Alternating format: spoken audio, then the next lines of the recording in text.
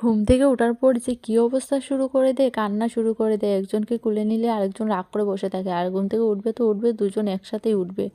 আর একসাথে উঠার পর যা দুষ্টুমি শুরু করে দেয়, কান্না শুরু করে দেবে, একসাথেই কোলে নিতে হবে।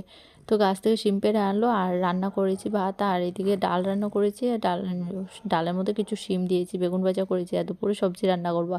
এখন ওদেরকে খাইয়ে তারপর আমি চা নিয়ে বসলাম। চাটা খেয়ে একটু ঘর টর ঝাড়াঝাড়ি করে নিই, সব কাজ শেষ করে তারপর ভাত খাবো। তো ঘরটর ঝাড়াঝাড়ি করে এইদিকে সব কিছু মোছামুছি করে নিচ্ছি, কারণ সবসময় তো আমি ডেলি এগুলো মুছতে পারি না। তো তার জন্য আজকে একটু মুছামুছি করে নিচ্ছি। তারপর আমি ঘরটর মুছে নেব, ঘরটর মুছে ছেলেদেরকে খাওয়াতে হবে। তো এইদিকে ছেলেরা ঘুমোলে পড়েছে, এই কাজগুলো করব। এখন আর এগুলো হয় না, আগে তো ঘুম পাড়িয়ে এগুলো করতাম, এখন আর এগুলো করা সম্ভব হয় না, বেশিক্ষণ ঘুমায় না। তো ওদেরকে স্নান করিয়ে খাইয়ে আমি ঘুম পাড়িয়ে দিয়েছি, আর 1:30টা বেজে গেছে। কাপড় কিছু ছিল ধুয়ে দিলাম, ওরা উঠে গেছে। তোমাদের ভিডিওটা ভালো লাগলে একটা লাইক করো।